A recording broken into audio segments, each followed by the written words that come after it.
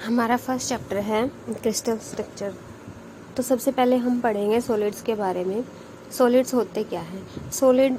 The solids are the form of matter in which atom and molecules are strongly bound and maintain definite volume and shape unless changed by applying external force.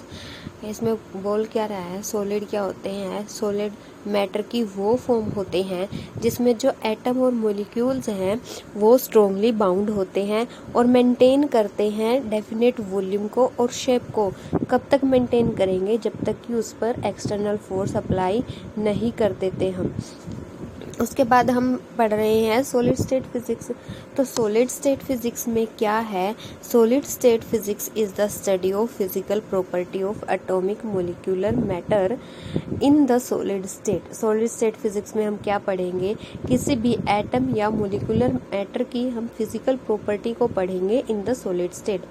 These physical property include crystal structure, bonding, thermal, electrical and magnetic properties. और जो physical properties में हमारे क्या क्या आएंगे? Crystal structure पढ़ेंगे, bonding पढ़ेंगे, thermal, electrical and magnetic properties को पढ़ेंगे।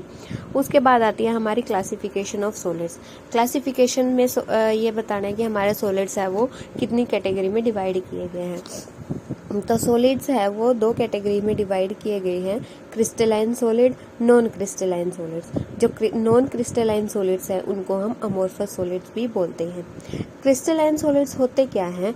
Crystalline solids are defined as an ordered periodic arrangement of atoms, molecules और आयंस।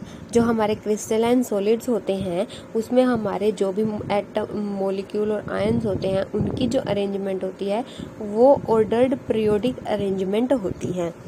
तो हमारी प्रॉपर्टीज़ क्या होंगी क्रिस्टलाइन सॉलिड की? फर्स्ट प्रॉपर्टी तो यही है कि जो भी क्रिस्टलाइन सॉलिड है उसमें जो एटम, मॉलिक्यूल्स और जो भी आयंस हैं उनकी जो इंटरनल अरेंजमेंट होगी वो डेफिनेट ऑर्डर में होगी और जो इनका मेल्टिंग पॉइंट होगा वो शार्प मेल्टिंग पॉइंट होगा।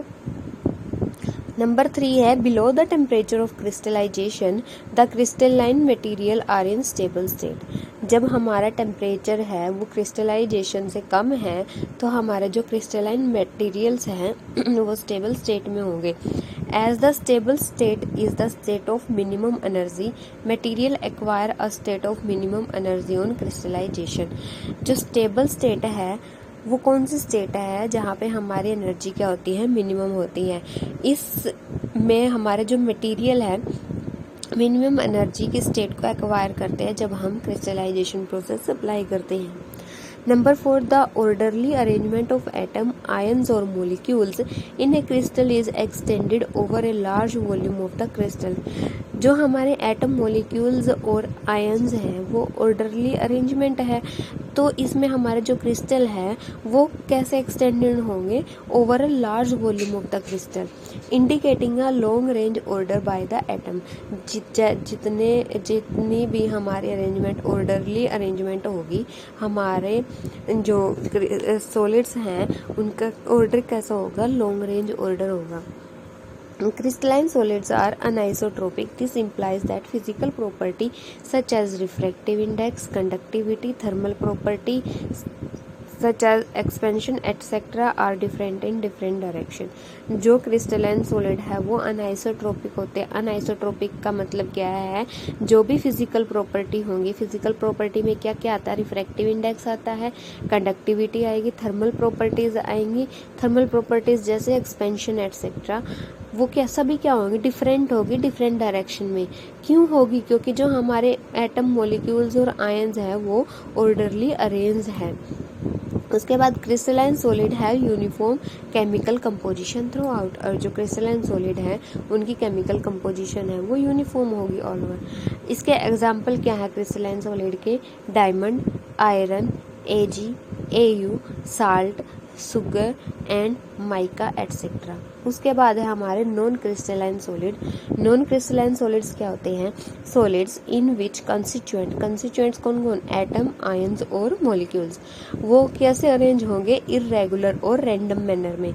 जो हमारे क्रिस्टलाइन सॉलिड थे उसमें हमारे जो कॉन्स्टिट्यूएंट थे वो ऑर्डरली अरेंज्ड थे, लेकिन नॉन क्रिस्टलाइन सॉलिड्स में जो हमारे मॉलिक्यूल्स, एटम्स और आयंस होंगे वो इररेगुलर और रैंडम मैनर में होंगे। इसलिए हम इनको अमॉर्फस सॉलिड और नॉन क्रिस्टलाइन सॉलिड्स बोलते हैं। प्रॉपर्टीज क्या होगी नॉन क्रिस्टलाइन सॉलिड की? फर्स्ट तो यही है कि वो इररेगुलर मैनर में अरेंज्ड होते हैं।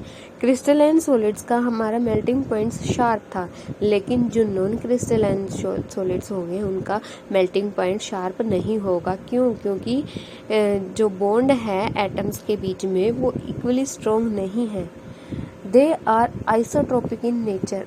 जो क्रिस्टलाइन सॉलिड थे हमारे वो अनआइसोट्रोपिक थे नेचर में, यानी कि जो भी फिजिकल प्रॉपर्टी है उनकी डिफरेंट होती है डिफरेंट डायरेक्शन में, लेकिन जो नॉन क्रिस्टलाइन सॉलिड है वो हमारे आइसोट्रोपिक होंगे। Amorphous solids are regarded as super cooled liquid और सूडो सॉलिड्स। जो अमॉर्फस सॉलिड है उनको हम सुपर कूल्ड लिक्विड और सूडो सॉलिड्स भी बोलते हैं।